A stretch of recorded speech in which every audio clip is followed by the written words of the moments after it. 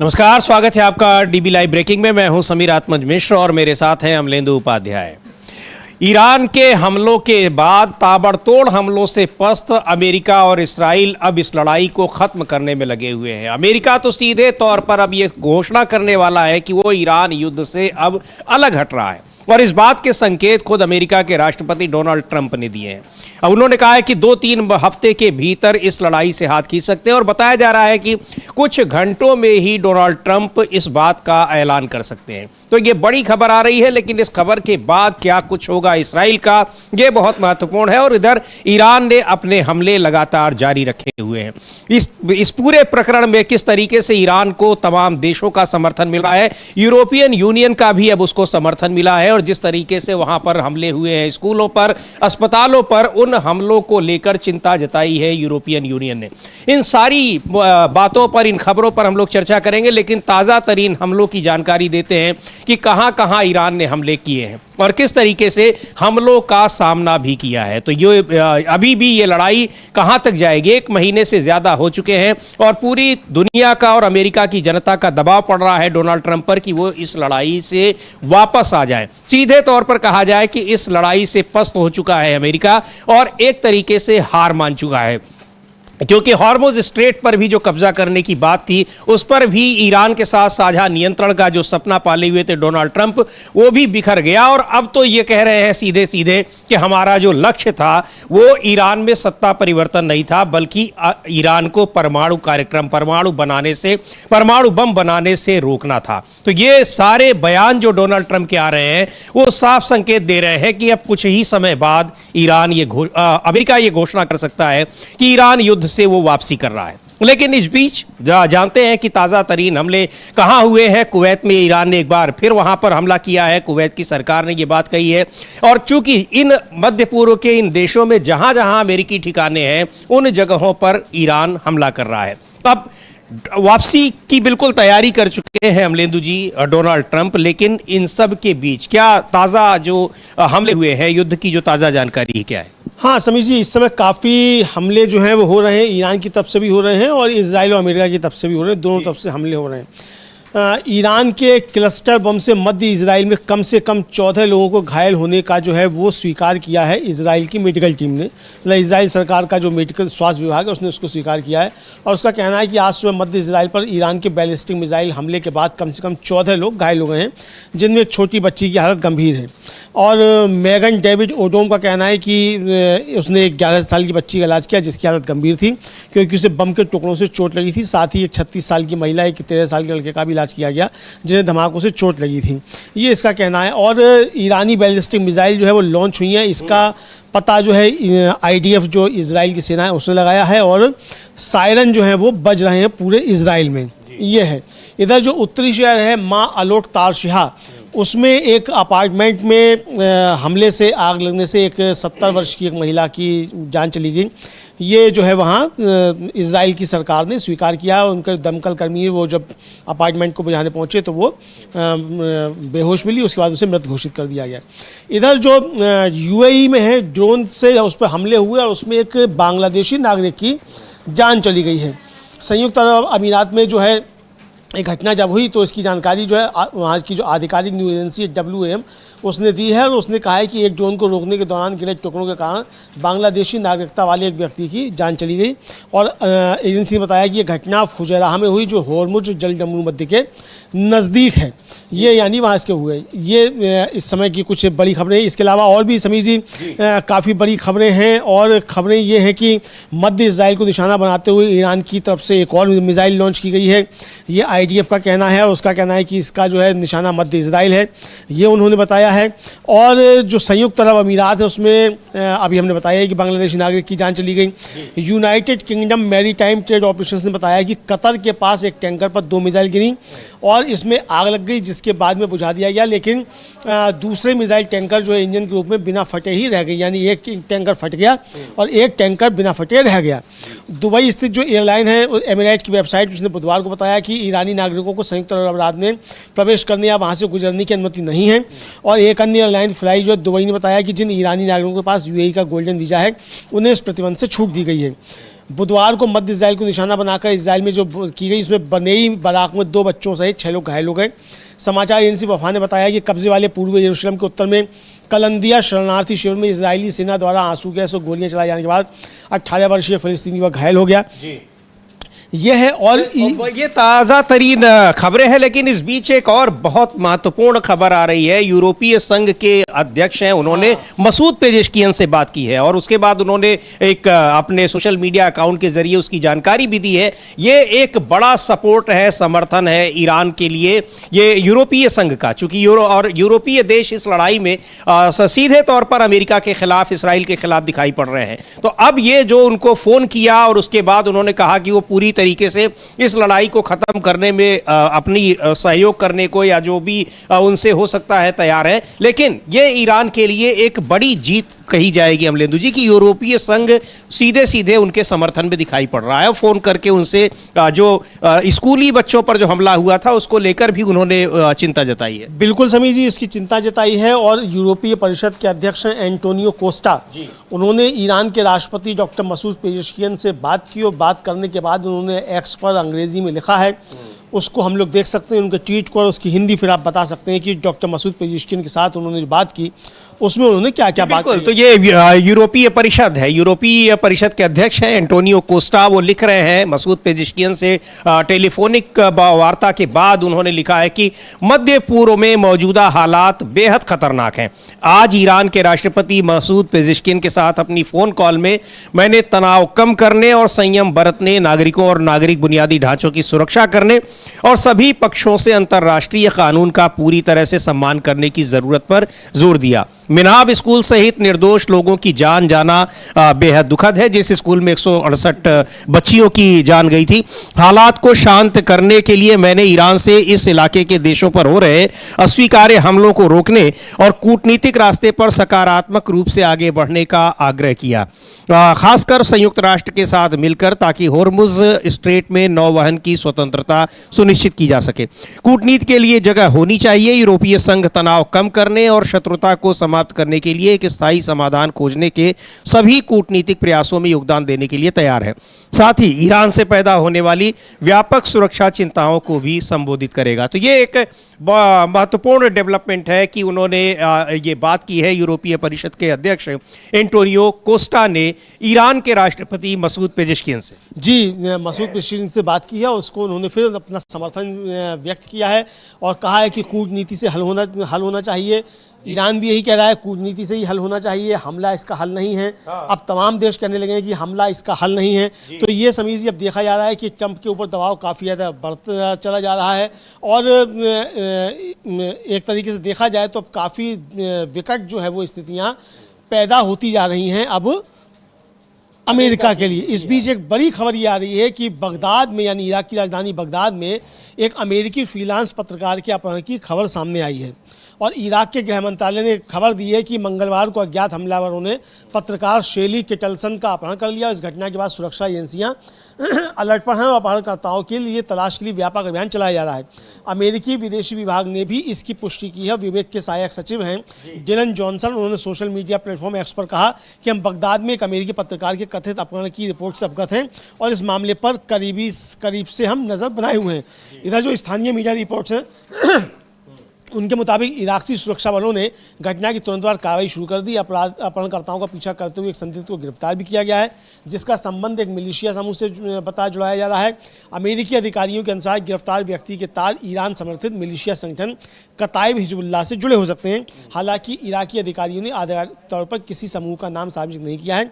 जाँच एजेंसियाँ इस कड़ी को ध्यान में रखते हुए आगे पड़ताल कर रही हैं। और इधर एक बड़ी खबर ये भी आ रही है कि इसराइल में, वहाँ पर तेल अवीव में अमेरिकी दूतावास के पास भी बम से हमला हुआ है। अभी उसकी जो विस्तृत जानकारी आती है तो बताते हैं क्या कुछ नुकसान हुआ है, लेकिन यह बताया जा रहा है कि उस जिस जगह पर हमला हुआ है वहां काफी बड़ा गड्ढा बन गया है और मिसाइल्स के वहां पर टुकड़े मिले हैं। हाँ, ये भी समीर जी आ रही है और हालांकि ये कहा जा रहा है कि अभी इसमें जो है कोई इंजरी नहीं हुई है। अभी ये दावा किया जा रहा है, लेकिन वो अभी तत्काल कैसे मालूम पड़ जाएगा इंजरी हुई है कि नहीं हुई है जब तक कि वहां नहीं हो। तो पिछले जो मृतकों की संख्या है अभी 1 महीने से चल रहा है और और नहीं बताई जा रही है। सैनिकों की जान जाने की खबरें तक छिपाई जा रही हैं इसराइल और अमेरिका में। बिल्कुल, दोनों तरफ से खबरें छिपाई जा रही हैं और अब जो खबरें आने भी लग गई हैं, आप स्वीकार ही कर रहे हैं भाई 6000 से ज़्यादा लोगों के अस्पताल में घायल होने की जो है वो जो भर्ती हैं उनका बता ही चुके हैं कि किस तरीके से जो है वो 6000 से ज़्यादा लोग घायल होकर अस्पतालों में भर्ती हैं,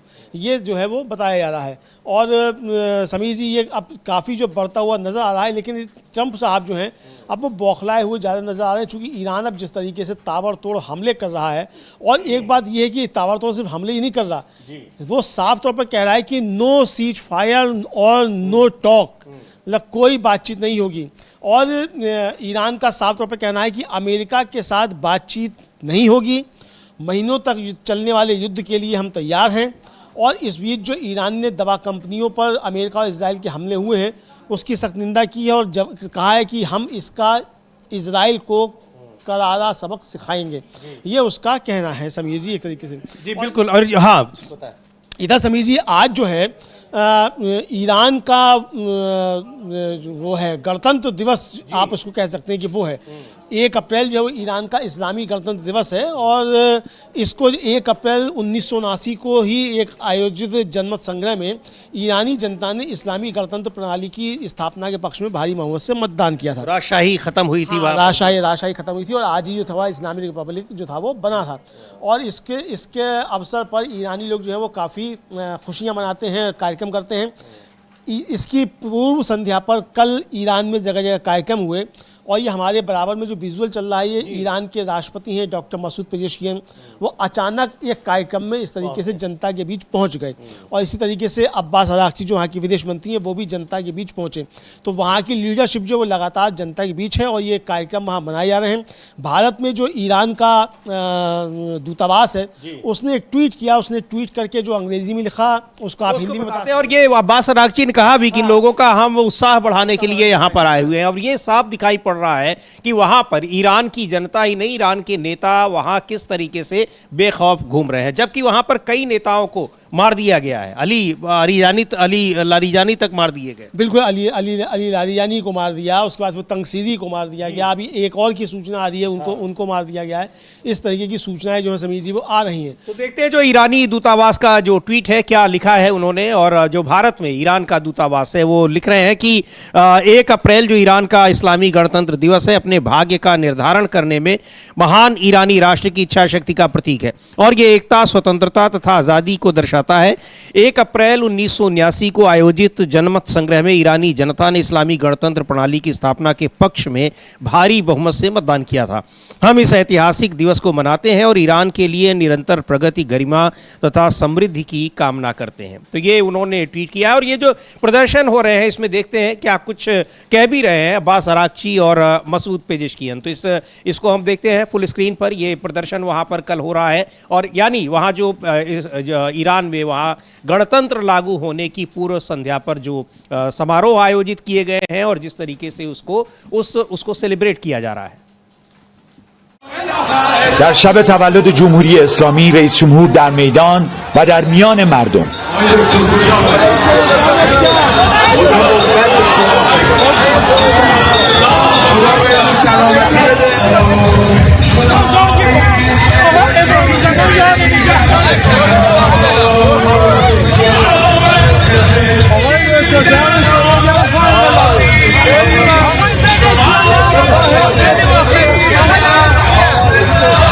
آقای پزشکیان چند قدمی با مردم همراه شد و مردم با رئیس جمهور عکس‌های یادگاری گرفتند.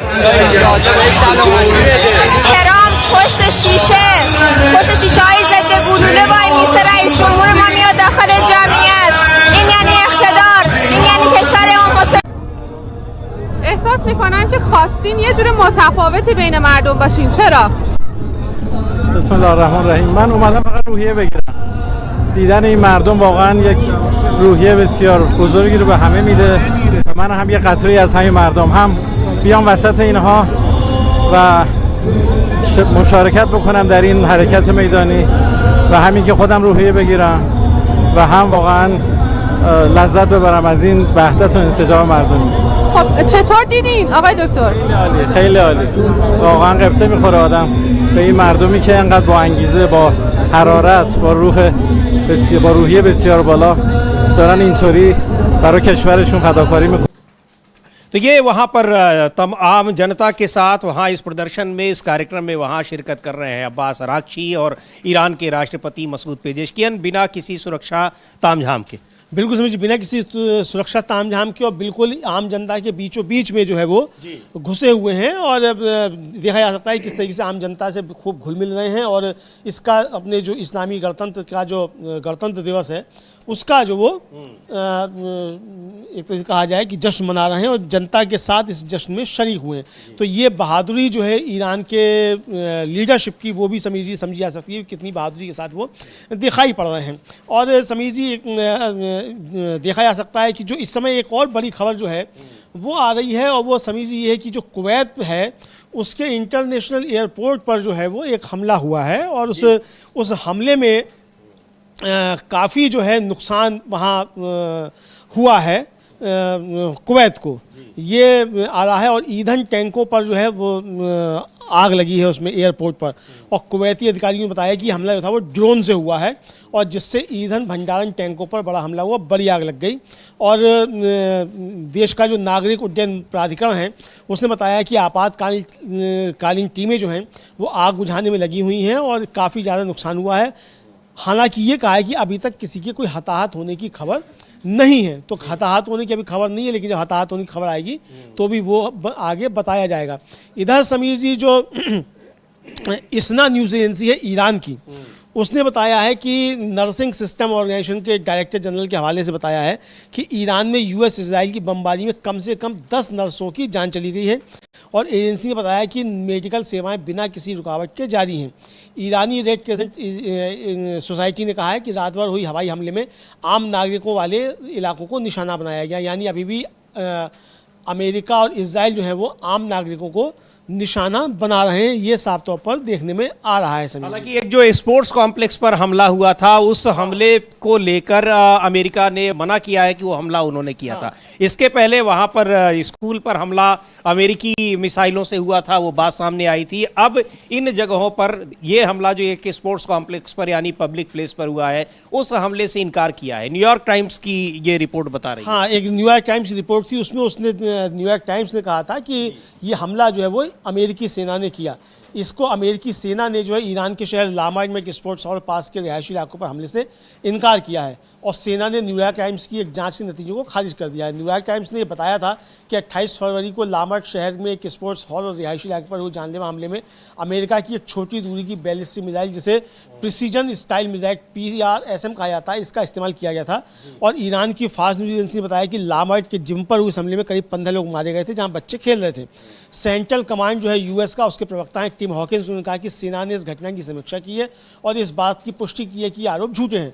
हॉकिंस ने कहा कि युद्ध के शुरुआती दिनों में अमेरिकी सेना ने लामार्ड पर कोई हमला नहीं किया था और उन्होंने इस दावे को गलत बताया कि हमले में प्रिसीजन स्ट्राइक मिसाइल का इस्तेमाल किया गया था। उन्होंने कहा कि PRSM मिसाइल की लंबाई 13 फीट होती है, जबकि वीडियो में जो हथियार दिखाया गया है वह लंबाई में इससे 2 गुना बड़ा लग रहा है। तो क्या ये हमला भी इजराइल ने किया था? अमेरिका इससे इनकार कर रहा है। जिम पर जो हमला किया था उसमें बच्चे आपस में खेल रहे थे, 15 उनकी जान चली गई। अब इसको लेकर भी सवाल उठना शुरू हो गए। लेकिन ये रिपोर्ट उसी तरीके से है जिस तरीके से वो जो मिनाब में स्कूल पर हुआ था अमलेंदु जी, लेकिन तब नहीं इनकार किया था, अब इनकार कर रहा है। अब इसके पीछे भी कोई रणनीति हो सकती है या अब जिस तरीके से ईरान युद्ध से वापस आने की कोशिश कर रहा है तो अब अगर ये इस हमले की ये क्रेडिट ले लेता है या उसकी जिम्मेदारी ले लेता है या फिर उससे या अगर नहीं करता है, चूंकि उस जब मिनाब स्कूल पर हुआ था तब उसने इनकार नहीं किया था जिम्मेदारी लेने से। अभी भी उसी की मिसाइलें गिरी हुई हैं जहां पर यह हमला हुआ है, तो अब इनकार कर रहा है। तो एक ये भी इसके पीछे एक रणनीति हो सकती है उसको खारिज करना कि इस हमले में हम शामिल नहीं हैं, क्योंकि इसराइल ने तो कोई दावा किया नहीं कि हमारा है या जो रिपोर्ट बता रही है उसने इसराइल के मिसाइलों के टुकड़ों को तो वहां पाया नहीं है। इस रिपोर्ट में ये भी नहीं कहा गया। बिल्कुल कुछ नहीं कहा गया है। और साफ तौर पे ये कि समीर की जो मिसाइल बताई गई, जो मिसाइल है अब वो सब लंबी ज़्यादा दूरी की दिखाई दे रही है। वीडियो में आपको कैसे मालूम पड़ गया कि कौन कितनी लंबी ज़्यादा दूरी की मिसाइल है? बिल्कुल है ना। तो आपने वीडियो देख के ही कह दिया, इस स्थल पर तो है नहीं, जबकि न्यूयॉर्क टाइम्स के रिपोर्टर जो थे वहाँ ईरान में मौजूद हैं, उन्होंने वहाँ से उसको जो है खबर दी है। तो ये देखा जा सकता है कि किस तरीके से ये हो रहा है। और इधर जो फाइनेंशियल टाइम्स है उसने इजरायली अधिकारियों के हवाले से बताया है कि ईरान में मौजूदा युद्ध समाप्त होने के बाद लेबनान में हिजबुल्लाह पर होने वाले हमले जो हैं वो और तेज हो जाएंगे। यानी ये कह रहा है इजराइल कि अगर ईरान से जंग रुक भी जाती है तो इसके हिजबुल्लाह पर जो है हमले वो बढ़ जाएंगे, ये उसका कहना है। इधर ईरान का कहना है कि कुछ घंटे पहले दुश्मन के लड़ाकू विमानों ने बंदर अब्बास शहर में शाहिद हक्कानी यात्री घाट पर बमबारी की है और अमेरिकी सेना ने ईरान के लामट शहर में ये इनकार किया है। ये तो वहाँ की सेना कह ही रही है, ये हम लोग बता ही चुके। तो बंदर अब्बास जो हक्कानी यात्री घाट है उस पर बमबारी की है अमेरिका और इजराइल ने, ये ईरान का कहना है। और एक बड़ी महत्वपूर्ण खबर आ रही है अमलेंदु जी, इस पर जो मार्को रूबियो है विदेश मंत्री, उन्होंने ईरान की जनता के प्रति बड़ी सिंपैथी दिखाई है और कहा है कि अगर इन हमलों में जो ईरान कर रहा है, जो लड़ाई लड़ रहा है, अगर ये पैसा वहाँ के लोगों पर खर्च होता तो क्या होता। लेकिन उसका जो जवाब दिया है ईरान की जो संसद के अध्यक्ष है गालिब बफ, उन्होंने बहुत एक ज़बरदस्त तरीके से हम उनका ट्वीट देखते हैं कि उन्होंने क्या लिखा है गालिब बफ का, और क्या जो कि कैसे वो ईरान की जनता के प्रति अपनी सिंपैथी दिखा रहे हैं। अब ये सिंपैथी अगर वो दिखा रहे हैं, बहुत दिन से दिखा रहे हैं ईरान की जनता के समर्थन में, तो ट्रंप दावा कर रहे थे कि उनकी सेना जा रही है सत्ता परिवर्तन करने के लिए, लेकिन वही जनता उठ खड़ी आई अपने सरकार के साथ में। तो ये उनका ट्वीट है और इसमें लिख रहे हैं, मार्को रूबियो कहते हैं कि जरा सोचिए, अगर ईरान हथियारों पर अरबों खर्च करने के बजाय वह पैसा अपने लोगों पर खर्च करता तो उनका देश आज बिल्कुल अलग होता। तो ये उसका जवाब दिया है और लिखते हुए कि अगर उन्होंने हथियारों पर खर्च न किया होता, यानी ईरान ने, तो ये कितना खूबसूरत होता। तब हम अंदर जाकर 48 घंटों के भीतर, यकीन मानिए सिर्फ 48 घंटों में, उनके सारे तेल के कुओं पर कब्जा कर लेते, इजरायलियों को बेहतरीन हथियारों से लैस कर देते और न जाने कितने ही नए गजा बना डालते। यही है असली अमेरिकन ड्रीम दोस्तों, हरगिज़ नहीं। तो ये बहुत तगड़ी बात जो है वो कही है कि ये जो बता रहे हो साहब स्कूलों पे खर्च किया होता है, स्कूलों पे तो वो खर्च कर ही रहा है। और 40 साल में बिना स्कूलों पे खर्च किए हुए मिसाइल नहीं बन गई है, बिल्कुल, है ना। जो टेक्नोलॉजी है उसकी अलग थलग पूरी दुनिया से हुआ है, फिर भी उसने पानी पिला दिया है दोनों परमाणु संपन्न देशों को। दोनों परमाणु संपन्न देशों को पानी पिला दिया है समीर जी, और इतना ज़्यादा खर्च किया है कि ठीक है वहाँ लोगों की तनख्वाहें कम हैं, लेकिन फिर तनख्वाहें कम होने के साथ साथ वहाँ सस्ता भी कितना है। यानी मैक्सिमम किराया मेट्रो में 2 रुपया है जी। 4 रुपए की टैक्सी में आप 10 किलोमीटर चले जाते हैं, ये सस्ता है। तो ये आप अमेरिका दे पाएगा ये क्या इस तरीके से? तो यही वो गालिब बफ जो कह रहे हैं कि भाई अगर ईरान ने खर्चा नहीं किया होता इस मिसाइल कार्यक्रम पे या अपने सुरक्षा पे, तो आप कब का नेस्तनाबूद कर चुके होते ईरान को। तो इसीलिए जो बेचैनी है वो समझी जा सकती है। लेकिन इसी के साथ साथ समीर जी एक और बेचैनी जो है वो अमेरिका की और साफ सामने आई है, और मार्को रूबियो ने ही जो है वो एक कहा है। और मार्को रूबियो ने जो कहा है वो समीर जी बड़ी गजब बात कही है। मार्को रूबियो ने हालांकि जो एक तरह से कहा जाए कि उन्होंने बचाव करने की कोशिश की है कि युद्ध में किस तरीके से झोंक दिया गया अमेरिका को, उसका बचाव करने की कोशिश की, लेकिन उसके जरिए वो एक बात तो स्वीकार कर चुके हैं कि ईरान जो है वो उत्तर कोरिया जैसा तगड़ा हो चुका है, परमाणु हथियार बना चुका है, परमाणु हथियार बना चुका है नहीं बना चुका है, लेकिन वो हो चुका है। अब उनसे पूछा गया कि भाई क्यों आप कूद पड़े, तो उनका कहना था कि ईरान अगला उत्तर कोरिया बनने की फिराक में था, बस फर्क इतना होता है कि इसे कट्टरपंथी शिया मौलवी चलाते, जिनके पास ऐसी इंटरकॉन्टिनेंटल मिसाइलें होती जो अमेरिका तक पहुंच सकती। अगर राष्ट्रपति ट्रंप ने वे कदम ना उठाए होते जो उन्होंने उठाए, तो ठीक यही स्थिति बन गई होती। यानी कि अगर ट्रंप साहब ने कदम ना उठाए होते ईरान पर हमला करने के, तो उसकी मिसाइल जो है वो अमेरिका में भी आकर मार करती। ये इनको हम सुन भी सकते हैं, ये इनको मार्को रूबियो क्या कह रहे हैं, लेकिन ये अब समझ में नहीं आ रहा है अमलेंदु जी। 2 बयान उनके हम लोगों ने दिखाए, अभी इसको हम सुनते हैं जो मार्को रूबियो ने कहा है। लेकिन एक तरफ ईरान की जनता को बता रहे हैं कि आपकी सरकार ने इतना अपनी सेना को इतना क्यों जो मजबूत किया है। दूसरी ओर वो डर दिखा रहे हैं अमेरिका को कि ईरान के पास ऐसी बैलिस्टिक मिसाइलें हैं जो अमेरिका पर भी हमला कर सकती हैं। तो अमेरिका की जनता को ये ईरान का खौफ दिखा रहे हैं। हालांकि अमेरिका की जनता इन बातों को मान नहीं रही है, क्योंकि उसको लगता है कि ईरान ने अमेरिका का कोई ऐसा नुकसान नहीं किया था जिसकी वजह से अमेरिका उस पर हमला करता। बहरहाल सुनते हैं मार्को रूबियो क्या कह रहे हैं। They were aiming to become the next North Korea, except not a North Korea run by, a regime that, is troublesome and hard to understand, but an Iran run by radical Shia clerics with intercontinental missiles that could reach the mainland of the United States eventually. That's what they were going towards. That's what they would have ultimately achieved had President Trump not taken these steps that he's taken. तो कह रहे हैं कि Marco Rubio Iran अगला उत्तर Korea बनने की फिराक में था।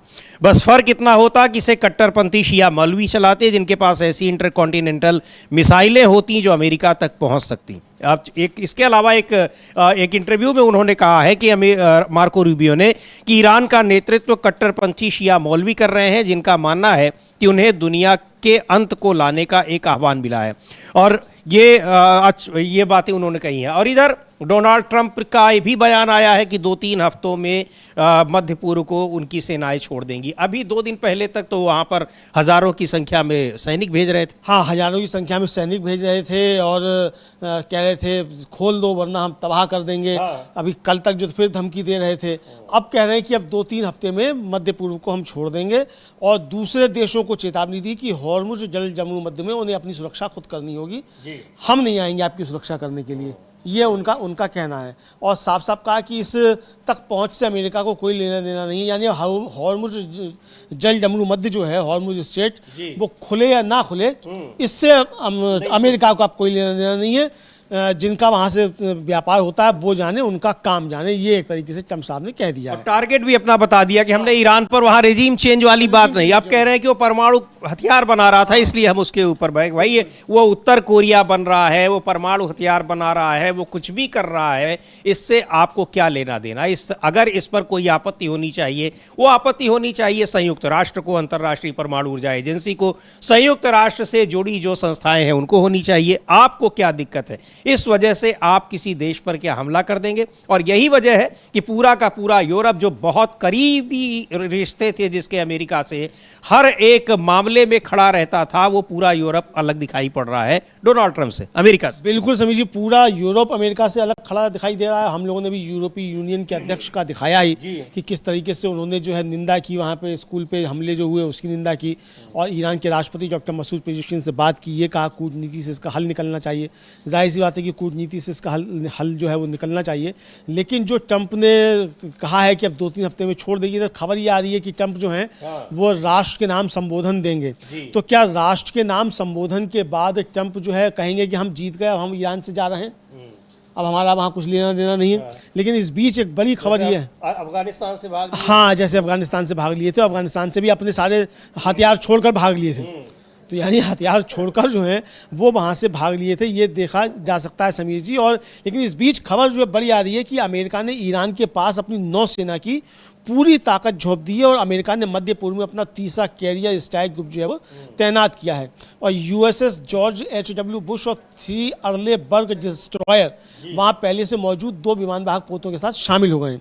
और ईरान के खिलाफ चल रहे सैन्य अभियानों के बीच अमेरिका सेना की ये अब तक की सबसे बड़ी तैनाती है। तो एक तरफ बातचीत की बात भी कर रहे हैं, वहाँ से एग्जिट प्लान भी देख रहे हैं, और वहाँ एक तरीके से ज़्यादा सेना की तैनाती भी करते हुए दिखाई पड़ रहे हैं। लेकिन तेहरान यूनिवर्सिटी के प्रोफेसर हैं, प्रोफेसर मोहम्मद मरांडी, उन्होंने अल मायादीन एक मीडिया आउटलेट है, उसको कहा है कि ईरान को बातचीत करने का कोई मतलब नहीं दिखता जबकि अमेरिका ज़मीनी हमले की तैयारी कर रहा है। और मरांडी ने बहुत ज़ोर देकर कहा कि बातचीत तभी होगी जब यूएस की हार साफ हो जाएगी और वह समय करीब आ रहा है। और प्रोफेसर मरांडी ने यह भी चेतावनी दी कि एक वैश्विक आर्थिक संकट पहले से उभर रहा है और यह आने वाले हफ्तों में और तेज होगा, जिससे अमेरिका पर दबाव बढ़ेगा। लेकिन अभी के लिए मरांडी ने कहा कि तनाव बढ़ाना उनकी तरफ से है और ईरान अमेरिका को सजा देगा। तो यानी ईरानी आवाम एक तरीके से कहा जाए वो दृढ़ निश्चयी है और पूरी तरीके से एकजुट है कि अमेरिका को सज़ा देना है, इनको ऐसे ही निकलने नहीं देना है। ये साफ तौर पर समझ में आ रहा है जी बिल्कुल। और अब अमेरिका यूं ही नहीं पीछे हटने की फिराक में है, बल्कि देखा जाए तो कई मामलों में ईरान ने इस यहाँ पर जीत हासिल कर ली है। अब हॉर्मुज़ पर उसका पूरी तरीके से कंट्रोल है। तमाम कोशिशों के बाद, पूरी दुनिया को एक साथ लाने की अपील करने के बावजूद डोनाल्ड ट्रंप उस हॉर्मुज़ पर, स्ट्रेट पर अपना कंट्रोल नहीं कर पाए या ईरान के कंट्रोल को कमज़ोर नहीं कर पाए। दूसरी ओर ईरान की संसद ने प्रस्ताव पारित किया, हम वहाँ से आने जाने वाले जहाज़ों से हम टोल टैक्स वसूलेंगे। इसका मतलब उसकी जो रेवेन्यू है वो बढ़ेगा, उसको इनकम होगी। इसके अलावा अमलेंदु जी, जिस तरीके से सैंक्शंस लगे हुए थे ईरान के ऊपर, इस युद्ध के बाद सारे सैंक्शंस, तो अब कोई सैंक्शंस का मतलब नहीं रह गया। वो अपने तेल भी बेच रहा है, दूसरे देश भी स्वतंत्र है, तो बहुत सारे मामलों में ईरान फायदे में दिखाई पड़ रहा है, लड़ाई जीता हुआ दिखाई पड़ रहा है। अब इन जगहों को दोबारा उस पर सैंक्शन लगाने की अब हिम्मत ट्रंप में नहीं है, अमेरिका में नहीं है, और अगर लगाते भी हैं तो कौन उसका पालन करेगा, ये बहुत बड़ा सवाल है। यानी जो पूरी दुनिया की, मध्य पूर्व की नहीं, पूरी दुनिया की जो जियोपॉलिटिक्स में परिवर्तन हो रहा है, वो बहुत बड़े एक तरीके से बदलाव लाने जा रहा है। बिल्कुल समीर जी, बहुत बड़ा बदलाव होने जा रहा है और न्यू वर्ल्ड ऑर्डर बन रहा है जी। और इस न्यू वर्ल्ड ऑर्डर में अब बहुध्रुवीय व्यवस्था होगी। एक यूनिपोलर जो है वो नहीं रहेगा, अमेरिका दुनिया का दादा नहीं रहेगा, ये साफ तौर पर समझ में आ रहा है। और भविष्य में देखा जा सकता है कि किस तरीके से नई शक्तियों का उदय हो रहा है, जो खुद मुख्तार होंगी, जो अमेरिका पर निर्भर नहीं करेंगी, डॉलर पर जिनकी निर्भरता नहीं होगी। डॉलर की हेजेमनी टूटने की तरफ बढ़ रही है। और जो जर्मनी का डॉइचे बैंक है, उसकी जो रिपोर्ट थी वो हम लोगों ने बताया ही था समीर जी इसी कार्यक्रम में, कि वो बता रहा है कि किस तरीके से डॉलर की अर्थव्यवस्था टूट रही है, डॉलर की हेजेमनी टूट रही है और नई वैश्विक अर्थव्यवस्था बन रही है। ऐसे में भारत के लिए बड़ी संभावनाएं थी, लेकिन हमारे तो विश्वगुरु हैं, उन्होंने खुद ही अपने पैरों में कुल्हाड़ी मारने जो कहावत है वो साबित किया है नेतन्याहू के गले पड़ के। इस समय भारत की एक बड़ी भूमिका होती, लेकिन उस भूमिका से भारत चूक गया है। सिर्फ एक व्यक्ति के निजी स्वार्थों की वजह से, आप ये कह सकते हैं समीर जी, हो सकता है, बहरहाल वो अलग का मसला है, लेकिन एक न्यू वर्ल्ड ऑर्डर बन रहा है। लेकिन जो चीज़ें चल रही हैं उसमें ईरान के विदेश मंत्री हैं सैयद अब्बास अराक्ची, उन्होंने फिर एक बार स्पष्ट कर दिया है कि अमेरिका के साथ कोई बातचीत नहीं होगी। ईरान को अमेरिका पर बिल्कुल भी भरोसा नहीं है और उन्होंने ये भी कहा है कि अमेरिका ज़मीन पर हमले नहीं करेगा और अगर करेगा तो हम उसके लिए तैयार हैं। उनकी कब्रें हमने यहाँ खोद कर रखी हुई हैं, यहीं हम उनको दफन कर देंगे। तो अमेरिका को अपना मालूम है कि उसका नतीजा क्या होगा, ये उनका साफ तौर पर कहना है। और इधर यूरोपीय परिषद के जो अध्यक्ष हैं उन्होंने बात की मसूद पेजेशकियन से, और जो आयतुल्लाह मुस्तफा खामेनेई हैं उन्होंने हिजबुल्लाह के प्रमुख को एक पत्र लिखा है अमलेदु जी। और हिजबुल्लाह चूंकि इस लड़ाई में बहुत एक पूरी तरीके से खड़ा हुआ है ईरान के साथ और ज़बरदस्त तबाही मचाए हुए है इसराइल पर, हालांकि उस पर भी हमले हो रहे हैं, लेकिन हिजबुल्लाह और हूती इन दोनों की मदद से ईरान और भी ज़्यादा भारी पड़ा हुआ है। और क्या कुछ उन्होंने उस पत्र में लिखा है कि जो हिजबुल्लाह के महासचिव हैं शेख नईम कासिम, उनको एक पत्र लिखा है और कहा है कि अमेरिकी ज़ायोनी दुश्मन के खिलाफ प्रतिरोध के लिए इस्लामी गणराज्य के निरंतर समर्थन का आश्वासन दिया है। हिजबुल्लाह ने आयतुल्लाह मुस्तफा खामेनेई द्वारा शेख कासिम को भेजे गए संदेश का हवाला देते हुए कहा कि इस्लामी गणराज्य की नीति ज़ायोनी और अमेरिकी शत्रु के खिलाफ प्रतिरोध के लिए निरंतर समर्थन पर आधारित है। बिल्कुल ये है। और अपने संदेश में मुस्तफा खामेनेई ने उल्लेख किया है कि ऐसी नीति इस्लामी क्रांति के शहीद नेता आयतुल्लाह सैयद अली खामेनेई और हिजबुल्लाह के शहीद महासचिव सैयद हसन नसरुल्लाह द्वारा दिखाई गई मार्ग पर आधारित है। और अपने संदेश में आयतुल्लाह मुस्तफा खामेनेई ने इस बात पर जोर दिया कि इस्लामी उम्मा राष्ट्र के सबसे भयंकर शत्रुओं अर्थात संयुक्त राज्य अमेरिका और ज़ायोनी शासन के सामने दृढ़ और अडिग रहना शहीद इमाम की सबसे उत्कृष्ट विशेषताओं में से एक था। और यहाँ उन्होंने आयतुल्लाह खामेनेई का जिक्र किया। आयतुल्लाह मुस्तफा खामेनेई ने शहीद नेता के नेतृत्व में वर्षों तक प्रतिरोध के मार्ग की निरंतरता का भी उल्लेख किया और इस मार्ग की सत्यता के प्रमाण के रूप में ईरान के पूर्व शीर्ष आतंकवाद विरोधी कमांडर जनरल कासिम सुलेमानी और इस्लामिक क्रांति गार्ड कोर IRGC और इस्लामिक गणराज्य की सेना से संबंधित अन्य शहीदों जैसे सम्मानित शहीदों का हवाला दिया। और उन्होंने इस बात पर जोर दिया कि इस्लामी प्रतिरोध का इतिहास संघर्ष, साहस और बलिदान से भरा हुआ है, जहाँ प्रतिरोध के नेताओं ने किसी भी खतरे से डरे बिना उम्मा की रक्षा में अपने प्राणों की आहुति दी। और अयतुल्लाह मुस्तफ़ा खामेनी, नसरुल्लाह और हिजबुल्लाह की कार्यकारी परिषद के शहीद प्रमुख सैयद हाशिम सफ़ीदीन जैसी महान हस्तियों को इस धर्म मार्ग के सच्चे उदाहरण के रूप में उद्धृत किया। और संदेश में अन्यत्र सैयद अयतुल्लाह मुस्तफ़ा खामेनी ने इस्लामी क्रांति के शहीद की नेता की शहादत पर शेख कासिम द्वारा व्यक्त की संवेदना और सहानुभूति के लिए सराहना व्यक्त की और इस्लामी गणतंत्र के प्रति हिजबुल्लाह लाखों की ओर से व्यक्त किए गए स्नेह और वफादारी की संभावनाओं को स्वीकार किया। जी बिल्कुल, तो ये पत्र उन्होंने लिखा है हिजबुल्लाह के महासचिव को, और चूंकि हिजबुल्लाह और हूती ये दोनों ही इस लड़ाई में ईरान के साथ खड़े नजर आ रहे हैं और इसराइल के लिए सबसे बड़ी मुसीबत बने हुए हैं ये दोनों ही संगठन। और जिस तरीके से अब अमेरिका हाथ खींचने की तैयारी में है, डोनाल्ड ट्रंप इस लड़ाई से अमेरिका को वापस ले जा रहे हैं, ये अब इसराइल के लिए बड़ी मुश्किल है कि वो इस लड़ाई को कैसे जारी रखता है आगे। बिल्कुल, ये कैसे जारी रखता है और खुद ही जो है वो पंगे इसराइल ने ज़्यादा खुद ही ले लिए हैं। और वो पंगे इसलिए ले लिए हैं कि चूंकि नेतन्याहू को लगता है कि युद्ध ख़त्म हो जाएगा तो युद्ध ख़त्म होते ही फिर नेतन्याहू जेल जाएगा। और यही बात तुर्की के जो विदेश मंत्री हैं हाकिम फिदान या क्या नाम है, उन्होंने ये बात कही कि इजराइल जो है इसीलिए इसको मतलब ये व्यक्तिगत युद्ध जो है ये नेतन्याहू का है और वो हमेशा ये चाहता है कि मध्य पूर्व में युद्ध जारी रहे ताकि उसकी कुर्सी बची रहे, जेल जाने से बचा रहे, ये उनका कहना। इस बीच जो है हौथी जो है यानी अंसारुल्लाह जो है उसने समीर जी अभी इजराइल पर मिसाइल हमले करने का दावा किया है और कहा है कि आगे भी हमले जारी रहेंगे। और यमन के हौथियों ने कहा है कि उन्होंने ईरान और हिजबुल्लाह के साथ मिलकर चलाए गए ऑपरेशन में दक्षिणी इजराइल में संवेदनशील ठिकानों पर बैलिस्टिक मिसाइलें दागी हैं। हौथियों से जुड़े अल मसीरा टीवी पर जारी एक बयान में यमनी समूह ने कहा कि इजराइल की आक्रामकता, अपराध और लेबनान, ईरान, इराक और फ़िलिस्तीन पर हमले हमें केवल और अधिक सैन्य टकराव की ओर धकेलेंगे। तो ये जो है वो ये बयान जो इजरायली सेना द्वारा मिसाइल को रोकने की जानकारी दिए जाने के 3 घंटे के बाद ये आया है, इनका हौथियों का बयान जो है कि हमने हमले किए हैं। और एक और महत्वपूर्ण चीज़ है अमलेंदु जी, जिस तरीके से अब अमेरिकी कंपनियों पर, बड़ी कंपनियों पर, उनके मुख्यालयों पर हमले की चेतावनी दी है ईरान ने। अब ये माना जा रहा है कि जो अचानक अब संबोधन की खबरें आ रही हैं कि कल शायद भारतीय समय के अनुसार 7:30 बजे डोनाल्ड ट्रंप संबोधन करेंगे और उस संबोधन में ये घोषणा कर सकते हैं कि वो वापस अपने हाथ खींच रहे हैं, इस लड़ाई से अमेरिका को वापस ला रहे हैं। इन सब के पीछे एक बड़ी वजह ये भी बताई जा रही कि अब ये हमले केवल अमेरिकी ठिकानों तक ही सीमित नहीं रहेंगे, अब अमेरिका की ओर भी या दुनिया के दूसरे देशों में भी जहां अमेरिकी ठिकाने होंगे, दफ्तर होंगे, उनके नागरिकों के सैनिकों के ठिकाने होंगे, उन जगहों पर हमले होंगे। और ये जो बड़ी कंपनियां हैं, इन पर हमले अगर होते हैं तो फिर बड़ी मुश्किल हो जाएगी दुनिया भर के लिए। बिल्कुल बड़ी मुश्किल हो जाएगी समीर जी। और ये जो टेक कंपनियां हैं असल में ये करती हैं जासूसी। समीर जी आप देखिए कि हम लोगों के जो मोबाइल फ़ोन होते हैं वो किस तरीके से ट्रैक होते हैं, लैपटॉप किस तरीके से ट्रैक होते हैं, ये सारी चीज़ें आप देखिए। आप मोबाइल पर कुछ देखते हैं, मालूम पड़ता आपने जो देखा उसी से संबंधित जो है 100 रील चली आ रही हैं, अपने आप चली आ रही हैं, जबकि आप देखना नहीं चाहते, अपने आप उसी के विज्ञापन चले आ रहे हैं। तो ये सारी चीज़ें वो ट्रैक जो करते हैं, तो ये जासूसी है, इसको जासूसी बताते हुए।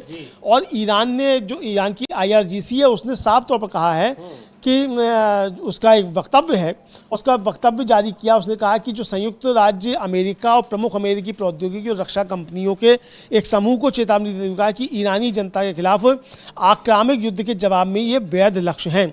और बयान में IRGC ने देश भर में अंधाधुंध हमला करने के लिए अमेरिका और इजरायली शासन की निंदा की, जिसके कारण हाल के हफ्तों में लगभग 1200 ईरानियों की शहादत हुई है। IRGC ने दावा किया कि अमेरिकी सूचना और संचार प्रौद्योगिकी और कृत्रिम बुद्धिमत्ता कंपनियां आतंकवादी लक्ष्यों को डिज़ाइन करने और उन पर नज़र रखने में प्राथमिक तत्व थीं, और अब से आतंकवादी गतिविधियों में शामिल प्रमुख संस्थान हमारे वैध लक्ष्य होंगे, ये IRGC ने कहा। और समीर जी ये बस को स्वीकार किया, खबरें आई थीं कि जो क्लाउडे की एंथ्रोपिक AI है उसका इस्तेमाल करके अमेरिका ने हमले किए थे, ये खबर भी आई। तो यहाँ ये इसीलिए जो है IRGC कह रहा है कि ये है। अब इसमें जो है, इसमें सिस्को है, माइक्रोसॉफ्ट है, एप्पल है, गूगल है, मेटा है, इंटेल है, एनवीडिया है, टेस्ला है और बोइंग जैसी जो है उद्योग जगत की दिग्गज कंपनियों से 18 कंपनियों को शामिल किया गया है। इस सूची में JP Morgan, General Electric GE, Palantir, Spire Solutions, G42 और ओरेकल जैसी वित्तीय और हथियार कंपनियां भी शामिल हैं। IRGC ने इन कंपनियों के कर्मचारियों को अपनी जान बचाने के लिए तुरंत अपने कार्यालयों से दूरी बनाने की सलाह दी। साथ ही क्षेत्र भर में इन कंपनियों के किलोमीटर के दायरे में रहने वाले निवासियों से भी सुरक्षित स्थानों पर चले जाने को कहा है। और बयान में आगे कहा गया है कि आतंकवादी मंसूबों में सक्रिय रूप से भाग लेने वाली कंपनियों को प्रत्येक आतंकवादी हत्या के लिए पारस्परिक कार्रवाई का सामना करना पड़ेगा। IRGC ने आज बुधवार 1 अप्रैल को तेहरान समयानुसार रात 8 बजे तक की समय सीमा निर्धारित की और चेतावनी दी है कि सूचीबद्ध कंपनियों को ईरान में प्रत्येक हत्या के लिए अपनी अपनी इकाइयों के विनाश की उम्मीद करनी चाहिए। और इस बयान में उल्लिखित कंपनियों और ईरान के इस्लामी गणराज्य के खिलाफ अमेरिकी इजरायली आक्रामक गुटों में उनकी संलिप्तता को सूचीबद्ध करते हैं, जिसमें 28 फरवरी से अब तक लगभग 2000 लोग मारे गए हैं और अधिकांश नागरिक हैं, जिनमें महिलाएं और बच्चे भी शामिल हैं। जी, तो ये वहाँ पर इन कंपनियों पर हमले की जो चेतावनी दी है, और ये चेतावनी इसलिए आ रही है क्योंकि तमाम नागरिक ठिकानों पर अमेरिका की ओर से हमले हो रहे हैं। इसराइल की ओर से तो हो ही रहे हैं, अमेरिका की ओर से हमले हो रहे हैं, स्कूलों पर हमले हो रहे हैं, कॉलेज में, विश्वविद्यालय में और हॉस्पिटल्स में, अस्पतालों तक पर हमले हुए हैं, जिसके बाद चेतावनी दी थी ईरान ने कि अगर ये हमले बंद नहीं होते और इन हमलों के लिए अमेरिका खेद नहीं जताता तो फिर वो इन जगहों पर हमले करेगा। और वहाँ अब इन हमलों पर, चूंकि अभी तक क्या था कि जो हमले हो रहे हैं उस पर ठीक है अमेरिकी सैनिक हैं, वहाँ पर नुकसान हो रहा है, लेकिन उनको लगता था कि ये ज़मीन पर तो मध्य पूर्व की है, इसराइल पर हमले हो रहे हैं, मध्य पूर्व के देशों पर हमले हो रहे हैं। लेकिन अब जब बात अपने पर आई तो इसका मतलब कि अब युद्ध से वापसी, अब समझ में आ रहा है कि ये कितना खतरनाक हो सकता है। और जो कह रहे हैं मार्को रूबियो कि उनके पास ऐसी बैलिस्टिक मिसाइलें हैं कि अमेरिका तक हमला कर सकती हैं, तो ये खौफ है जो अब डोनाल्ड ट्रंप को भी पीछे हटने के लिए मजबूर कर रहा है। बिल्कुल समीर जी, चूंकि ये कहा अमेरिका, ईरान ने तो साफ तौर पर कहा कि भाई अब हमारे निशाने पर ट्रंप और नेतन्याहू भी होगा।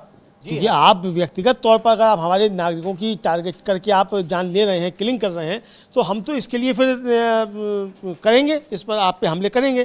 तो ये समझ में आता है। तो जो मार्को रूबियो की घबराहट दिखाई पड़ रही है, ये साफ तौर पर मतलब ये बनता है कि किस तरीके से अब अमेरिका घबराने लगा है और ये एक एग्जिट प्लान अब अमेरिका ढूंढ रहा है कि कैसे भी यहाँ से निकल जाए। चूँकि अब ट्रंप ने साफ तौर पर कह दिया कि रिजीम चेंज करना हमारा मकसद नहीं है। पहले तो कह रहे थे कि ईरानियों तुम संघर्ष करो, हम मदद लेकर आ रहे हैं। हम कितने बार तो कहे कि रिजीम चेंज हो चुका है, दो बार। अभी कल ही कहा कि रिजीम चेंज हो गया, हमने रिजीम चेंज कर दिया, नए लोगों से बात कर रहे हैं, नए रिजीम से बात कर रहे हैं और वो बहुत समझदार लोग हैं, बहुत चतुर हैं। तो ये भी कहा कि वो समझदार भी और चतुर भी हैं। लेकिन जो मार्को रूबियो ने जो इनको अब्बास अरागची ने जो अल जजीरा के साथ इंटरव्यू दिया समीर जी, उसमें उन्होंने बहुत सी बातें कही हैं और जो मंगलवार को मतलब टिप्पणियाँ प्रकाशित हुई, उन्होंने कहा कि मुझे पहले की तरह ही अमेरिकी दूत जो है स्टीव विटकॉफ से सीधे संदेश मिलते हैं और इसका मतलब ये नहीं है कि हम बातचीत कर रहे हैं। ईरान में किसी भी पक्ष के साथ बातचीत करने के दावे में कोई सच्चाई नहीं है और ईरानी अधिकारियों के साथ इस तरह की प्रक्रिया में शामिल होने के अमेरिकी अधिकारियों के दावे को उन्होंने स्पष्ट रूप से खारिज कर दिया। और उन्होंने कहा कि हमें इस बात पर बिल्कुल भी भरोसा नहीं है कि अमेरिका के बातचीत से कोई नतीजा निकलेगा। विश्वास का स्तर शून्य है, हमें अमेरिका में ईमानदारी नजर नहीं आती। अच्छा, एक चीज और है अमलेंदु जी, ये बातचीत ईरान कभी नहीं कर रहा था, हमेशा वो इनकार कर रहा था, अमेरिका को भी पता है। लेकिन ये एक स्ट्रेटजी थी कि ईरान के भीतर ही, वहाँ पर लोगों के भीतर ये एक मैसेज डालना कि शायद वहाँ की सरकार या वहाँ की सत्ता या वहाँ के सिस्टम में दो फाड़ हो गया है, जिसमें एक वर्ग अमेरिका के साथ बातचीत कर रहा है। लेकिन वहाँ पर ईरानी जनता ने और ईरान की जो सरकार है उसने इसको पूरी तरीके से स्पष्ट कर दिया कि ये रणनीति अपना रहे हैं, जिसका खुलासा पहले से ही वहाँ पर हो चुका है, जिसको लोग समझ चुके हैं कि ऐसा वो क्यों कर रहे हैं। बिल्कुल समीर जी, आपने सही कहा कि वो लोग समझ चुके हैं और ये कहा भी गया कि ये जो बातें कर रहे हैं ये इसलिए कर रहे हैं ताकि यहाँ कोई अंदर चीज़ें पैदा हो। और यही कोशिश भी थी कि अंदर मतलब नाइत्तफाकी पैदा हो, आपस में अविश्वास पैदा हो एक दूसरे के प्रति कि कौन बातचीत कर रहा है, कौन बातचीत, और कोई बातचीत नहीं कर रहा था। इसलिए फिर IRGC ने कहा कि उन्हें जो है वो हमारी मिसाइलों से ही बात करने दो। लेकिन इन सब कोशिशों ने, इन रणनीतियों ने और भी ज़्यादा वहाँ पर मजबूत किया ईरान की सत्ता को और लोगों का समर्थन हासिल हुआ। लोगों का समर्थन समीर जी हासिल हुआ और समर्थन इतना हासिल हुआ कि जनता सड़कों पर है और जनता कह रही है कि इंतकाम, इनसे बदला लो। जंग तब तक नहीं रुकेगी जब तक अमेरिका की हार नहीं हो जाए। ये साफ तौर पर जनता जो है वो कहती हुई नजर आ रही है। बिल्कुल, तो ये करती हुई, और इधर जो पोप का भी बयान है, उन्होंने भी इसको लेकर कि जल्दी युद्ध समाप्त हो, ये उम्मीद जताई है। महत्वपूर्ण बात यह है कि बहुत सारे देश, बहुत सारे जो मिलिशिया हैं, और इसके अलावा यूरोपीय परिषद के अध्यक्ष ने बात की, तमाम धर्म गुरुओं का समर्थन ईरान को मिल रहा है, चाहे इस्लामी धर्मगुरु हैं, कल हम लोगों ने चर्चा की थी, चाहे वो तमाम ईसाई धर्मगुरु हों, इन लोगों का समर्थन। और जो बहुत महत्वपूर्ण बात यह है कि अमेरिका और इसराइल को ईसाई धर्मगुरु भी तमाम जो हैं वो दोषी ठहरा रहे हैं लड़ाई के लिए। जो पोप का बयान आया है, उन्होंने उम्मीद जताई है कि ईरान के साथ यूएस इजराइल युद्ध ईस्टर तक खत्म हो जाएगा। उन्होंने बातचीत का आग्रह किया है। तो वेटिकन सिटी से ये खबर आई है, पोप लियो 16वें ने उम्मीद जताई है कि ईरान के साथ अमेरिका इसराइल युद्ध ईस्टर से पहले ख़त्म हो सकता है। वो उन्होंने कहा है कि मुझे बताया गया है कि राष्ट्रपति ट्रंप ने हाल ही में कहा है कि वो युद्ध ख़त्म करना चाहते हैं। उम्मीद है कि वो हिंसा और बमबारी को कम करने का कोई तरीका ढूंढ रहे हैं जो उस नफ़रत को ख़त्म करने में एक अहम योगदान होगा जो पैदा हो रही है और जो मध्य पूर्व और दूसरी जगहों पर लगातार बढ़ रही है। तो ये हिंसा को कम करने के तरीके ढूंढे जा रहे हैं। अब उम्मीद जताई है उन्होंने कि ईस्टर तक ये लड़ाई खत्म हो जाएगी। लेकिन अभी कल हम लोगों ने एक ईसाई धर्मगुरु का जिक्र किया था, जिन्होंने कहा था कि बिशप का, उन्होंने तो कहा था कि ये जो पहले हमला करता है उसको भगवान भी माफ़ नहीं करता है। हाँ बिल्कुल, भगवान भी माफ़ नहीं करता है। और साफ तौर पर उन्होंने कहा कि भाई जो आप जो कर रहे हैं ये ईश्वर आपकी बात नहीं सुनेगा, क्योंकि हमलावर की बात जो है वो ईश्वर नहीं सुनता। और हमला करने वाले कौन हैं? हमला करने वाले हैं अमेरिका और इजराइल। तो ये साफ तौर पर उन्होंने एक तरह से कहा कि इनकी जो है वो बात नहीं सुनेगा ईश्वर, ऊपर से देखा जा सकता है समीर जी।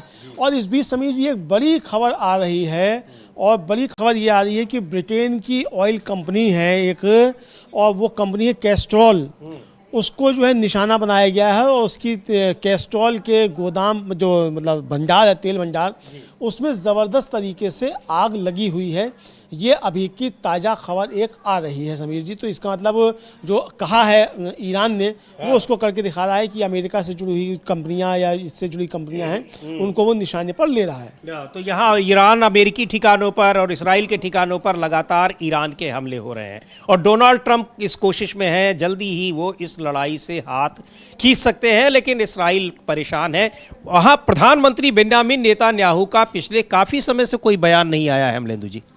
बिल्कुल, अभी लग रहा है कि अभी फिर वो हवा में ही उड़ रहे हैं। जिस तरीके से वो अमेरिकी रक्षा विशेषज्ञ, उन्होंने कहा था कि अपना जो समय है 90% समय वो हवा में ही है, वो ज़मीन पर केवल 10% समय ही अपना बिता पा रहे हैं। जी जी जी जी बिल्कुल समझिए, वो ज़मीन पर जो है अपना थोड़ा ही समय बिता पा रहे हैं और आसमान में ही उड़ रहे हैं। लेकिन अब वो कहाँ हैं अब फिर पता नहीं चल रहा है कि कहाँ हैं, कहाँ से बात कर रहे हैं, तो ये अभी तक समझ में नहीं आ रहा। ये देखा जा सकता है समीर जी। लेकिन इस बीच जो बड़ी खबरें जो हैं वो यही है कि अब नेतन्याहू साहब के बारे में पता नहीं चल रहा है।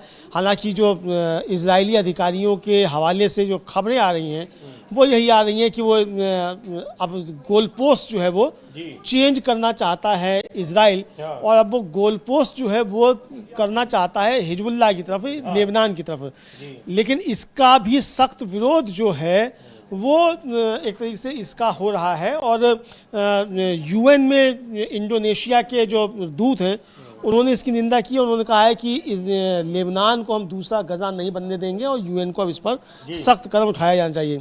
इधर इटली की प्रधानमंत्री हैं जॉर्जिया मेलोनी, उन्होंने रेड लाइन पार करने के लिए इजराइल की कड़ी आलोचना की है। और उन्होंने जो कहा है, उनका कहना है कि मैं इजराइल पर रेड लाइन पार करने का आरोप लगाती हूँ, मैं फ़िलिस्तीनी नागरिकों के नरसंहार की कड़ी निंदा करती हूँ, और मैं घोषणा करती हूँ कि इटली इजराइल के खिलाफ यूरोपीय प्रतिबंधों का समर्थन करेगा। तो यानी यूरोपीय देश जो हैं, यूरोपीय यूनियन जो है वो जो प्रतिबंध लगा रहा है इजराइल के ऊपर, इसका इटली समर्थन करेगा, ये जॉर्जिया मेलोनी ने कहा है। हालांकि जॉर्जिया मेलोनी भी दक्षिणपंथी ही हैं, वामपंथी नहीं है कि साहब वो वामपंथी होने की वजह से इजराइल पे लगा रही हूँ, दक्षिणपंथी ही है, उसी विचारधारा की है जिस विचारधारा के ट्रंप है। इसके बावजूद उनका कहना है कि वो इजराइल पर प्रतिबंध लगाएंगी क्योंकि फिलिस्तीनी नागरिकों का नरसंहार कर रहा है इजराइल। जी बिल्कुल। और जहर चूंकि इजराइल ने अभी कानून बनाया है कि जिनको वहाँ पर सज़ा मिली है उनको जल्दी से जल्दी फांसी दी जाएगी। एक तो वैसे ही वहाँ पर लगातार हमले कर रहा है और लोगों को मार रहा है पूरा वो इलाका जो है, और वहाँ अब उन लोगों को जिनके खिलाफ मुकदमा चलाया गया, जिनको अपराधी घोषित किया, उनको जल्दी से जल्दी फांसी, यानी कहीं किसी ऊपरी अदालत में वो अपील ना करने पाए। तो इसको लेकर दुनिया भर में आलोचना हो रही है कि एक तरफ आलोचना हो रही है सभी, जहाँ नेतन्याहू के समर्थक जो हैं वहाँ वो बहुत एक तरह से कहा जाए कि बड़ा जश्न मना रहे हैं, लेकिन उसके खिलाफ जो है वहाँ से भी आवाज़ें अब लगातार उठ रही हैं। ये जब बिल्कुल वहाँ भी केवल इसी मसले पर नहीं, जिस तरह से ईरान पर हमला किया है इजराइल ने, तो वहाँ प्रधानमंत्री बेन्यामिन नेतन्याहू के खिलाफ भी वहाँ की जनता दिखाई पड़ रही है और लगातार वहाँ भी आ रहे हैं। अभी एक मैं रिपोर्ट पढ़ रहा था कि आईडीएफ के प्रमुख का कोई ऐसा बयान आया है अमलेंदु जी, और कह रहे हैं कि पिछले 2-3 साल से जिस तरह से जब से 2023 में हमास के हमले के बाद लगातार युद्ध में इस्राइल एक भिड़ा हुआ है, उसकी वजह से उसकी सैन्य ताकत बिल्कुल खत्म हो चुकी है। ये उनके सेना आईडीएफ के प्रमुख का बयान, हालांकि वो ऑफ द रिकॉर्ड उन्होंने ये कहा था, आईडीएफ के प्रमुख हैं या उनसे कोई बड़े अधिकारी हैं, कोई दूसरे अधिकारी हैं, उनके हवाले से ये खबर आई हुई है। हाँ, ऐसा हुआ समीर जी, वहाँ की जो कैबिनेट की समिति है, उस कैबिनेट की समिति में वहाँ के आईडीएफ के जो चीफ हैं ब्रिगेडियर जनरल एल जमीर, उनकी पेशी हुई और उन्होंने कहा कि हम शॉर्टेज से गुजर रहे हैं सैनिकों की, और ये किसी भी तरीके से अब युद्ध लंबा नहीं खिंच सकता और हमें कई मोर्चे पर लड़ना पड़ रहा है। उसके बाद फिर वहाँ के जो विपक्ष के नेता हैं यापर लैपिड यार लैपिड, उनका हम लोगों ने वक्तव्य सुनाया भी था, और उन्होंने कहा कि इजराइल की सरकार जो है हमारे सैनिकों को युद्ध में मरता छोड़कर भाग आई है।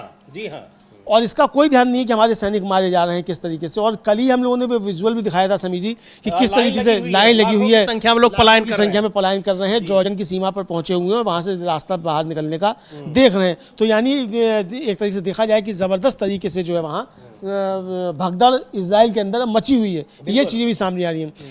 इस बीच समीर जी, जो जोहरान ममदानी है, न्यूयॉर्क के मेयर हैं, उन्होंने एक कार्यक्रम में कहा है कि ये एक ऐसा युद्ध है जिसका हर आधार पर विरोध होना चाहिए, ना केवल प्रक्रियात्मक बल्कि नैतिक आधार पर भी, और साथ ही एक ऐसा युद्ध है जिसका विरोध इस आधार पर भी होना चाहिए कि इसे ठीक उसी पैसे से वित्त पोषित किया जा रहा है जिससे इस शहर और इस देश को अपना घर कहना आसान हो सकता था। तो बहुत बड़ी बात ये बिल्कुल बहुत बड़ी बात है। और आप ये भी देखिए कि अमेरिका जब रूस से तेल खरीदने को लेकर यही कह रहा था कि उसका पैसा वो युद्ध में इस्तेमाल कर रहा है, और इधर वहाँ पर कैसे अमेरिका अपना पैसा युद्ध में इस्तेमाल कर रहा है, तो ये अमेरिका के लिए एक चिंता की बात है।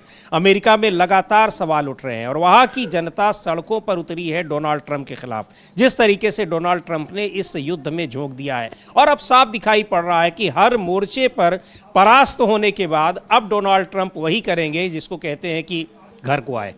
हाँ बिल्कुल, घर को आए तो घर को वापसी के, हाँ तो घर के लौट के ट्रंप घर को आए, ये अब कहावत बन जाएगी। तो अब वो साबित हो रहे हैं ट्रंप साहब जो हैं, लेकिन अभी भी लगता नहीं है कि वो, चूंकि जो बातें करते हैं उसके बाद जो वो करते हैं उसमें काफ़ी अंतर होता है समीर जी। और अब तक जो एक वो इसलिए तो ईरान कह रहा है कि हमको इनकी बातों पर 1% का भी भरोसा नहीं है, और जो लिखित में चाहिए कि अब कभी हमला नहीं होगा और हमारा जितना हर्जाना है सब आप दीजिए, तब लड़ाई खत्म होगी। बिल्कुल ये है। और जो एक्सियोसिस एक जो है वो मीडिया आउटलेट है, उसने ये विश्लेषण किया कि इस युद्ध के दौरान 12 बार ट्रंप ने जो है वो पलटी मारी है, 12 बार झूठ बोले, मतलब जो बोल के पलट गए हैं, और उसने बाकायदा सिलसिलेवार बताया कि कब उन्होंने क्या कहा, इसके पलट उन्होंने क्या किया।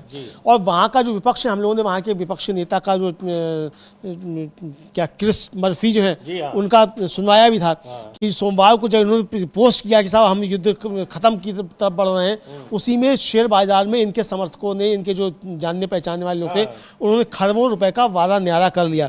तो ये आरोप भी लग रहे हैं कि ये सिर्फ अपने मित्रों को फायदा पहुंचाने के लिए करता है। अभी जब ये ट्रंप ने कहा है कि 2-3 हफ्ते में युद्ध खत्म हो जाएगा, शेयर बाजार वहां एकदम से उछल गया। जी हाँ। तो इसको भी इसी तरीके से देखा जा रहा है कि ये है। और चूंकि जिस तरीके से सेना भेजी जा रही है लगातार सैनिकों का वहां जाना जरूरी है। मरीन पहुंचे हैं, वो त्रिपोली जो तीसरा युद्ध पोस्ट करिए वहां पहुंच गया। बताया जाता है कि 5000 सैनिक जो यहाँ पहुंच चुके हैं। तो अगर 5000 सैनिक पहुंच चुके हैं तो फिर ये इसकी तैयारी आप 5000 सैनिकों की क्यों कर रहे हैं? जहाजों पे ही आपके सैनिक रुके हुए हैं। तो इसका मतलब कि आपके मन में कुछ है, ऊपर कुछ और, इसीलिए साफ तौर पर कह रहे हैं सैयद अब्बास अरागची कि हमें अमेरिका की किसी बात पर कोई भी भरोसा नहीं। हाँ बिल्कुल, भरोसा नहीं है और इसीलिए अब ईरान की तरफ से जो शर्तें हैं उन शर्तों के आधार पर ही ये युद्ध बंद हो सकता है, इसके अलावा कोई दूसरी शर्त नहीं। यानी अगर अमेरिका पीछे हटता भी है, अमेरिका वहाँ पर हमले बंद कर देता है ईरान पर, तब ईरान और जो हिजबुल्लाह है और हूती हैं उनके हमले फिर सीधे सीधे इसराइल पर ही होंगे, चूंकि अमेरिकी ठिकानों पर तब बंद हो जाएंगे। यानी इसराइल के लिए तब और मुसीबत हो जाएगी कि सारे मोर्चे फिर उधर ही खुले रहेंगे चूंकि अमेरिकी ठिकानों पर हमले बंद हो जाएंगे। हाँ बिल्कुल समझिए, लेकिन इस बीच एक और बड़ी खबर आ रही है कि इस्फहान जो है ईरान का, सेंट्रल ईरान में जहाँ अभी पहले भी हमले किए थे इसराइल ने, वहाँ फिर से हमले हो रहे हैं और अभी इसकी पूरी खबर आना बाकी है कि कितना नुकसान हुआ कितना नहीं हुआ, इसका किस तरीके से जवाब दिया गया। लेकिन ये आ रहा है कि वहाँ इस्फहान पर हमले इस समय हो रहे हैं जिस समय हम लोग बातचीत कर रहे हैं। समीर जी बिल्कुल, तो ये लगातार हमले हो रहे हैं ईरान पर भी, अलग अलग जगहों पर, इस्फहान पर अभी तुरंत हमला हुआ है और ईरान भी हमले कर रहा है हाँ इसराइल पर और अमेरिकी जो ठिकाने हैं मध्य पूर्व के, कुवैत पर थोड़ी देर पहले वहाँ पर एयरपोर्ट पर, इंटरनेशनल एयरपोर्ट जो है वहाँ बड़ा हमला हुआ है। तो ये हमले लगातार जारी हैं और इधर जो कोशिशें हो रही हैं डोनाल्ड ट्रंप की ओर से कि वो इस लड़ाई से अब अमेरिका को वापस लाएंगे, लेकिन ईरान को इस पर बिल्कुल भी भरोसा नहीं है। और भरोसा इसलिए नहीं है क्योंकि ट्रंप कहते कुछ हैं और करते कुछ हैं, और ईरान ने कहा है कि अगर लड़ाई रुकेगी तो उसकी शर्तों पर, और वो शर्तें हैं जो अमेरिका और इसराइल के लिए जिनको स्वीकार करना बहुत मुश्किल है।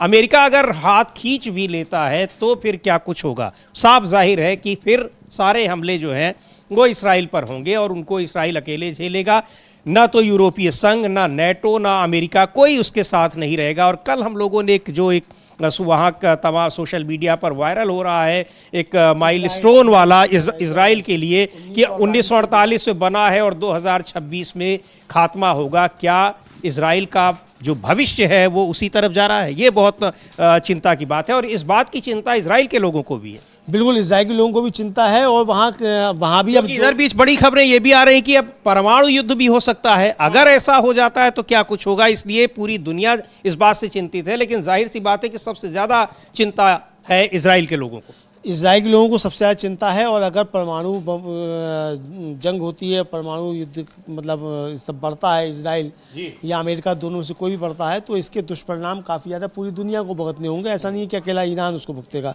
लेकिन इसके जवाब में ईरान फिर क्या करेगा ये भी सोचा जा सकता है। तो अब वो स्थितियाँ क्या पैदा होती हैं वो देखा जाएगा बहरहाल। लेकिन इस बीच एक बड़ी खबर ये आ रही है समीर जी कि इजराइल के स्वास्थ्य मंत्रालय ने अभी बताया है कि पिछले 24 घंटों में 104 लोग घायल हुए हैं और उन्हें विभिन्न अस्पतालों में भर्ती कराया गया है। और इसमें जो सेंट्रल इजराइल में हुई हालिया जो वारदात हैं उसमें शामिल लोग जो हैं उनको नहीं है। और ये बताया है कि इस युद्ध के दौरान घायल नागरिकों की संख्या बढ़कर 6,286 हो गई है। ये इजराइल का स्वास्थ्य मंत्रालय स्वीकार कर रहा है, अभी तक तो स्वीकार नहीं हो रहा था लेकिन अब स्वीकार करना शुरू किया है कि 6,286 इजरायली नागरिक घायल हैं, गंभीर रूप से घायल हैं, जो अस्पतालों में भर्ती हैं। जी बिल्कुल, तो 6,000 से ज़्यादा लोग अस्पतालों में भर्ती हैं, ये इजराइल का स्वास्थ्य मंत्रालय बता रहा है। स्वीकार अब करने लगा है। तमाम तस्वीरें वहाँ पर जो बर्बादी की आ रही हैं, किस तरीके से नुकसान हो रहा है, लाखों लोग इजराइल छोड़कर भाग रहे हैं, दूसरे देशों में जा रहे हैं, पलायन कर रहे हैं। जो हैं भी वो पिछले 1 महीने से, यानी जब से लड़ाई 28 फरवरी को शुरू हुई है तब से बंकरों में ही छिपे हुए हैं। अब उनको वो किस स्थिति में जी रहे हैं, आप उसकी भी कल्पना कीजिए कि क्या हाल होगा वहां पर। बिल्कुल, क्या हाल होगा ये देखा जा सकता है समीर जी। और जो अब जिसकी हम लोग चर्चा कर रहे थे कि ट्रंप घबराए हुए तो हैं, लेकिन क्या ये तीसरे विश्व युद्ध की आहट भी दिखाई पड़ रही है। रूस के विदेश मंत्री हैं सर्गेई लावारोव, और उन्होंने कहा है कि ईरान युद्ध में के बड़े संघर्ष में बदलने के सभी लक्षण दिख रहे हैं। कुछ लोग तो इसे पहले से ही तीसरा विश्व युद्ध कह रहे हैं। अंतर्राष्ट्रीय मंच पर हम अभी जो कुछ देख रहे हैं वह असल में नशीले पदार्थों की तस्करी से लड़ने या किसी शासन को खत्म करने के बहाने किया गया एक तख्ता पलट योजना है। तो यानी तीसरे विश्व युद्ध की आहट दिखाई पड़ रही है। और जिस तरीके से यूक्रेन के राष्ट्रपति वोलोदिमीर ज़ेलेंस्की जो हैं वो खाड़ी के देशों में पहुंचे और कहा कि हम मदद करेंगे, यूक्रेन जो मदद करेगा ड्रोन से हमलों में बचाव में और ड्रोन के हमले करने में। उसके बाद फिर ये संभावनाएं जताई जा रही हैं, आशंकाएं जताई जा रही हैं कि रूस की भी इसमें अब खुले तौर पर एंट्री हो सकती है। बिल्कुल, अब देखना है कि अब अमेरिका के राष्ट्रपति ट्रंप क्या घोषणा करते हैं, वापस युद्ध से हाथ खींचते हैं, किन शर्तों पर खींचते हैं, क्या कहते हैं युद्ध से अगर वापस आते हैं, लेकिन वापस आने के बाद इजराइल की क्या प्रतिक्रिया होती है और फिर ईरान क्या कुछ करता है। चूंकि ईरान की तरफ से तो स्पष्ट है और शुरू से ही है कि हम इस लड़ाई को अपनी शर्तों पर ख़त्म करेंगे, क्योंकि लड़ाई हमने शुरू नहीं की है और शर्तें जो हैं उनको मानना न तो अमेरिका के लिए आसान है न ही इजराइल के लिए। देखते हैं क्या कुछ होता है, लेकिन इतना तो तय है कि ये युद्ध इतनी जल्दी ख़त्म होने वाला नहीं है। तो आप बने रहिए डीबी लाइव के साथ, तमाम जो अपडेट्स हैं उन पर रहेगी हमारी नज़र, आप तक पहुंचाएंगे। इस कार्यक्रम को अब यहीं समाप्त करते हैं। मुझे और अमलेंदु उपाध्याय को दीजिए अनुमति। नमस्कार।